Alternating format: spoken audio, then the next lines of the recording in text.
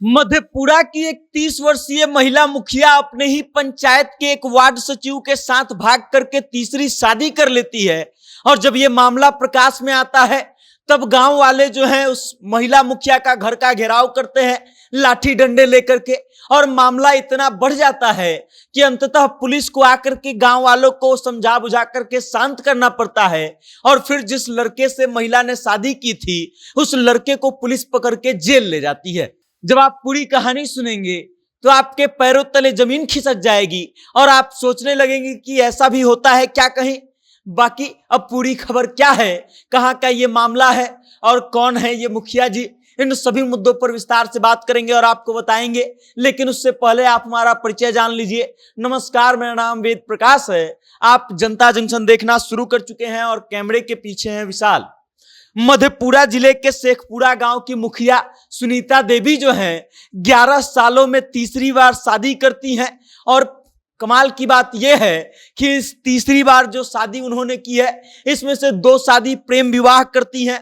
2013 में जो है सुनीता देवी पूर्णिया जिले के बेला गांव में एक व्यक्ति से शादी करती हैं और कुछ ही दिनों बाद जो है वो ससुराल छोड़ करके अपने मायके आ जाती हैं और वापस से कभी ससुराल नहीं जाती हैं। उसके बाद वक्त आता है 2014 का और 2014 में शेखपुरा गांव के रामधीन शाह के बेटे संजय शाह से अफेयर होता है उनका और दोनों भाग करके कोर्ट में जाकर के शादी कर लेते हैं। और उसके बाद संजय शाह जो है अपनी पत्नी सुनीता देवी को पंचायती चुनाव लड़वाते हैं, चुनाव जितवाते हैं और बजाबते सुनीता देवी जो है वो शेखपुरा गांव की मुखिया बन जाती है, पूरे पंचायत की मुखिया बन जाती हैं। और उसके बाद पिछले 2 सालों से सुनीता देवी का एक चक्कर जो है, अफेयर जो है, उन्हीं के गांव के वार्ड नंबर 10 के वार्ड सचिव नवीन कुमार के साथ चलना शुरू होता है।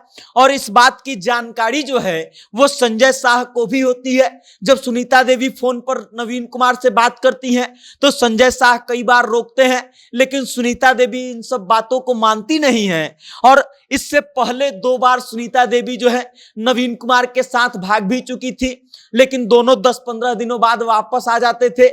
और संजय शाह जो है वापस से सुनीता देवी को अपने घर में रख लेते थे। लेकिन इस बार जब सुनीता देवी और नवीन कुमार भागे तो उन्होंने जाकर के कोर्ट में शादी कर लिया। और जब नवीन कुमार से सुनीता देवी कोर्ट में शादी करने जाती हैं तो कोर्ट में एक शपथ पत्र भी दायर करती हैं और ये बताती हैं कि उनका पहला पति जो है वो बीमार है और इस कारण से वो दूसरी शादी कर रही हैं। अब आप समझ लीजिए, अब 30 अगस्त को नवीन कुमार से सुनीता देवी तीसरी शादी करती हैं। और उसके बाद से जब वापस गांव लौटती हैं तो गांव वाले इस बात को लेकर के हंगामा करते हैं। गांव की जो भी महिलाएं हैं और लोग हैं वो लाठी डंडे लेकर के सुनीता देवी और नवीन कुमार के घर पर हमला करने पहुंचते हैं और उसके बाद घर के बाहर जाकर के जमकर हंगामा करते हैं और इस बात का आंदोलन करते हैं कि अब हमको इनको मुखिया नहीं रखना है, इनको बाहर निकालिए और इनको पद से इस्तीफा दिलवाइए। उसके अलावा गांव वाले जो है सुनीता देवी पर एक और आरोप लगाते हैं कि इंदिरा आवास पास करवाने के लिए, जिसको प्रधानमंत्री आवास योजना के नाम से जाना जाता है, अब उसको पास करवाने के लिए सुनीता देवी जो है गांव वालों से 10-10 हजार रुपया भी ली थी कि वो पैसे भी वापस और मुखिया के पद से इस्तीफा भी दे दे कि ऐसा जनप्रतिनिधि हमको नहीं चाहिए जिसने 11 सालों में तीसरी बार शादी कर ली। और इन सब चीजों के बीच इतना ज्यादा हंगामा होता है कि अंततः पुलिस को इंटरफेयर करना पड़ता है।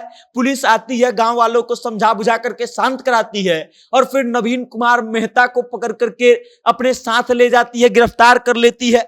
वहीं सुनीता देवी जो हैं अपने पति संजय शाह पर इस बात का आरोप लगा रही हैं कि संजय शाह उनके साथ मारपीट करते थे और इस कारण से वो मजबूर होकर के उनका घर छोड़ रही हैं, क्योंकि संजय शाह अक्सर मारपीट करके उनको घर से निकाल देते थे। और इस बात से संजय शाह इनकार कर रहे हैं। उनका कहना है कि हमने चुनाव लड़वाया, चुनाव जितवाया और मुखिया बना दिया और हमारे 2-2 बच्चे हैं, भागते समय इनको उन बच्चों का भी ख्याल नहीं आया कि अब हमको सुनीता देवी को नहीं रखना है। इन सब चीजों को लेकर के खूब हंगामा हो रहा है और सोशल मीडिया पर अब इस चीज को लेकर के लोग बवाल काट रहे हैं। बाकी अब आप इस खबर को लेकर के क्या सोचते हैं और आपको ये मुखिया जी कैसी लगती है, अपनी राय कमेंट करके हम तक भेज दीजिएगा और देखते रहिएगा जनता जंक्शन। बहुत बहुत धन्यवाद।